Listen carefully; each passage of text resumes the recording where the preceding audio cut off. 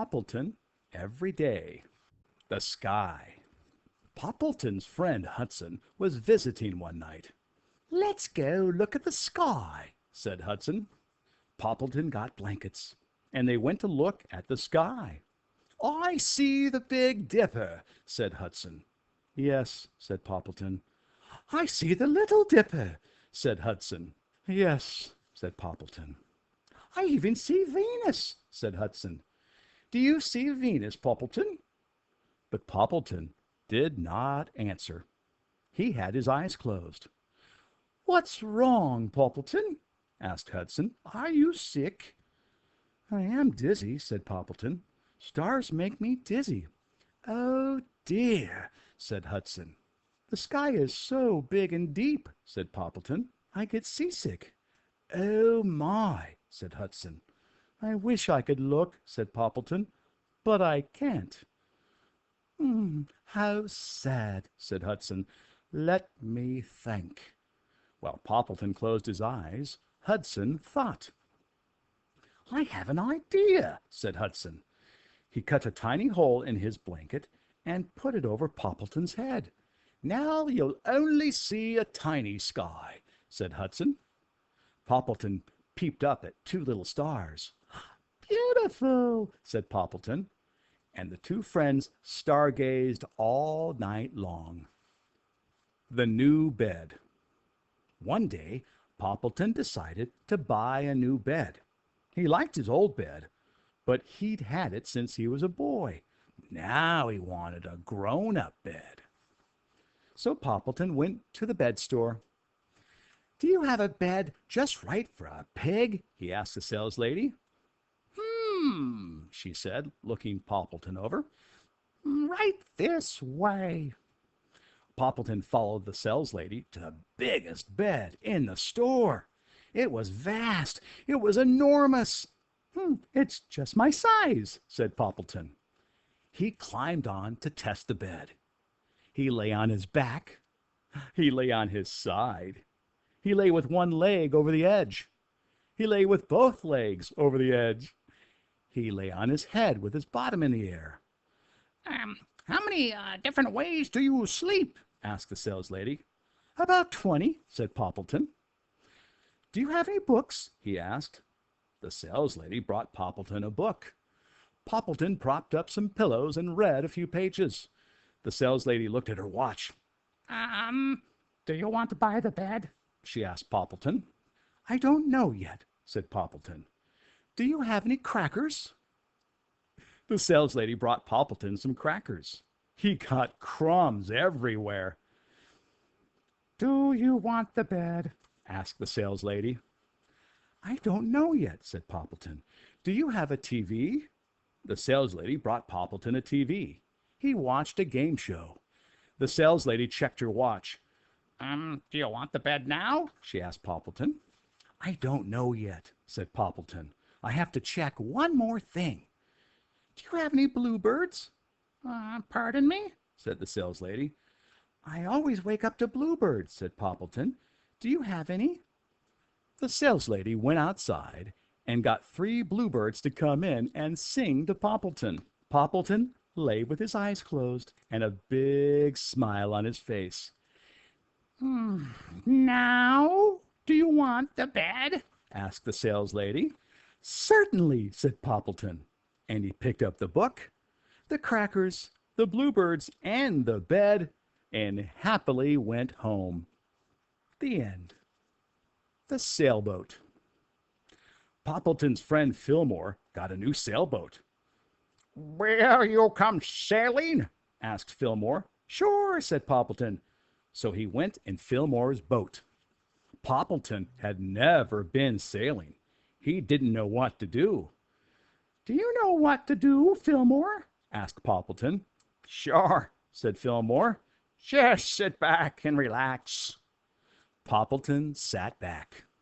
Suddenly the boat leaned to the far, far left. "I am not relaxed, Fillmore," cried Poppleton. The boat leaned to the far, far right. "Not relaxed," Poppleton cried. "Relax," said Fillmore. Then the boat caught a strong wind. It bounced up and down on the waves. "I am not relaxed," cried Poppleton. A big storm came. "Not relaxed," Poppleton cried. Then the sailboat flipped over. "Definitely not relaxed," cried Poppleton. "Relax," said Fillmore. Poppleton and Fillmore climbed back into the boat. They sailed back to shore. "Wasn't that fun?" asked Fillmore. "Well, not all of it," said Poppleton. "The leaning was fun, and the bouncing was fun, and the flipping over was fun," said Fillmore.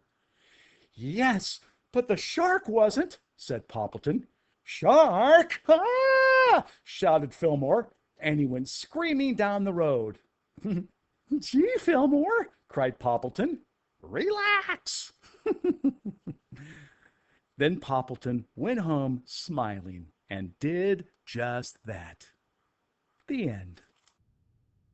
Mr. Putter and Tabby take the train. Chapter 1. An Idea. One day Mr. Putter and his fine cat Tabby were cooking some oatmeal when Mrs. Teaberry called. Mrs. Teaberry was Mr. Putter's friend and neighbor. "I have an idea," she told Mr. Putter. As she spoke, her good dog, Zeke, wagged at Tabby through the window. Tabby and Zeke were friends and neighbors, too. Mr. Putter was not sure he wanted to hear Mrs. Teaberry's idea. Sometimes her ideas were odd and involved running fast or wearing feathers or having purple toes.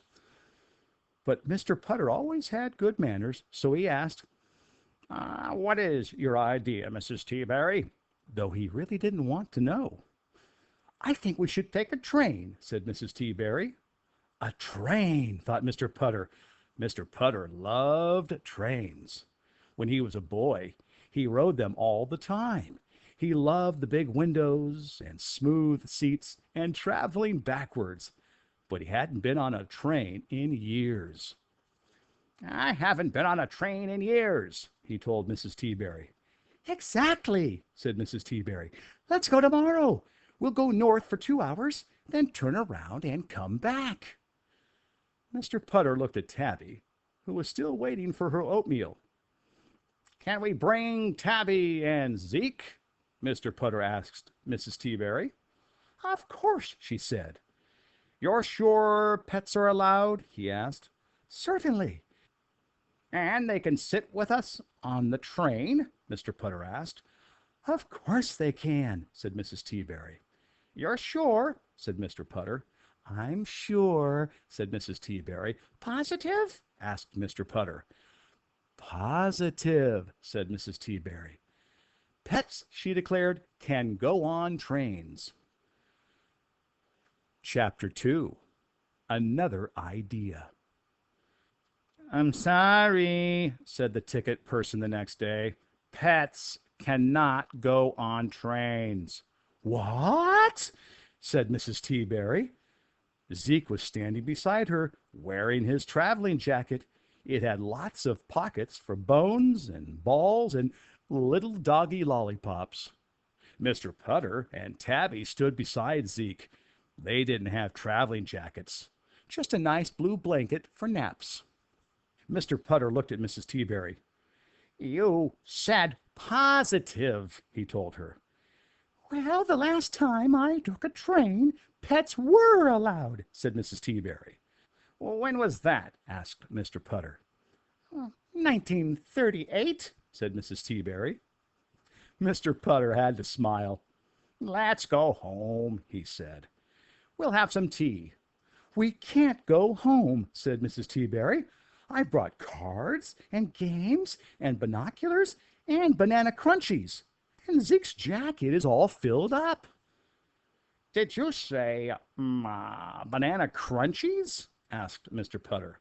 Mrs. Teaberry nodded. "Like the kind we have on the 4th of July?" asked Mr. Putter. Mrs. Teaberry nodded again. Suddenly, Mr. Putter couldn't imagine anything nicer than being on a train with Tabby and Mrs. Teaberry and Zeke eating banana crunchies. It would be the best train ride of his life. Well, we're not getting any younger, Mr. Putter told Mrs. Teaberry. I have another idea. Chapter 3. Taking the Train. Mr. Putter and Mrs. Teaberry went home. 1 hour later, they went back to the station and bought their tickets. Mr. Putter looked a little different this time. This time he had a very lumpy pack on his back. It was full of little holes, and sometimes tiny doggy lollipops fell out. Mr. Putter just stuck the lollipops back in and patted the pack on its head. Mrs. Teaberry looked a little different, too. She was wearing a smock with very big pockets full of cards and games and binoculars and banana crunchies. And she carried a picnic basket that purred, but no one could hear it except Mrs. Teaberry. The two old friends got on the train and found seats by a big window. The train began to roll. Chug, chug, chug, chug, chug, chug. Mr. Putter was so happy he thought he would burst. For the next 4 hours, he and Mrs. Teaberry had the train ride of their lives. Of course, the backpack decided to crawl under the seat and snore, and the picnic basket kept batting at the window shade. But Mr. Putter and Mrs. Teaberry just petted them fondly and fed them banana crunchies the whole way. The end. Henry and Mudge and Annie's Perfect Pet. Chapter 1. Annie's Wish. Henry and Henry's big dog Mudge always visited Cousin Annie next door. Annie used to live far away. Henry didn't see much of her, but now she lived next door, and it was fun. Henry and Annie rode bikes, played frisbee, and traded comics, and of course, they petted Mudge all the time. Annie loved Mudge. She loved his soft eyes and his warm nose and his big paws. Annie wished that she had a dog. But her father was at work every day. No one would be home to take care of a dog. Henry felt sorry for Annie. He remembered how much fun it was to get a new pet. Mudge had been the cutest puppy. He was all round and rolly and very small. Henry could pick him up and kiss him. Henry sure couldn't do that now. Mudge was too big. And Mudge was so short when he was a puppy that he could walk under the collie down the street. Not anymore. Henry wanted Annie to have her own pet. He went to his parents for help. Chapter 2. Soft and Dry. Maybe she could get a mouse, said Henry's father. Annie's afraid of mice, said Henry. What about a turtle? Said Henry's mother. Too wet for Annie, said Henry. A crab? Said his father. Too hard, said Henry. A bird, said his mother. Henry shook his head. It might fly into Annie's teacups, he said. Okay, said Henry's father. Annie needs a pet that isn't scary, isn't wet, isn't hard, doesn't fly, and tap dances. Tap dances? Henry giggled. I just threw that one in, said Henry's dad. Henry's mother was thinking. I know, she said. A bunny. It's soft and dry and doesn't fly. And it doesn't have to be walked like a dog, said Henry. Yes, said Henry's father, but can it dance? Chapter 3. The Pet Store. Henry and Henry's parents and Henry's big dog Mudge took Annie to the pet store. When they went inside, birds were singing, puppies were barking, kittens were meowing, and mice were squeaking. But the bunnies in the corner were being quiet, quiet and careful, just like Annie. Perfect, said Henry's mother. Annie picked up a white baby bunny. She had soft eyes, just like Mudge. She had a warm nose, just like Mudge. And she had something Mudge didn't, a little cottontail. She's so cute, Annie said with a big smile. Mudge put his warm nose up to the bunny's warm nose. The bunny sniffed, sniffed, and sniffed. She seemed to like Mudge.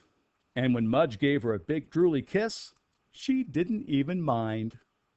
Henry looked at his parents. We found Annie's perfect pet, he said, and they took the bunny home.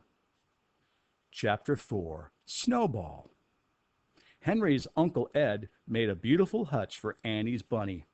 It was painted with flowers and trees. It had a little bowl for the bunny to eat from, and soft bits of cotton for the bunny to sleep on.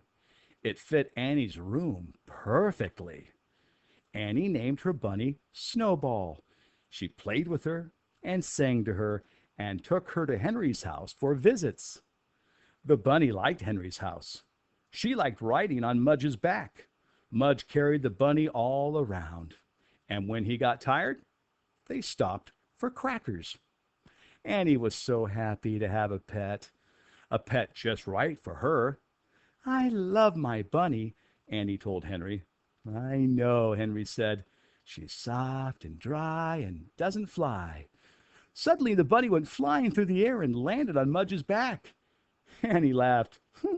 Maybe she does fly, she said. The end.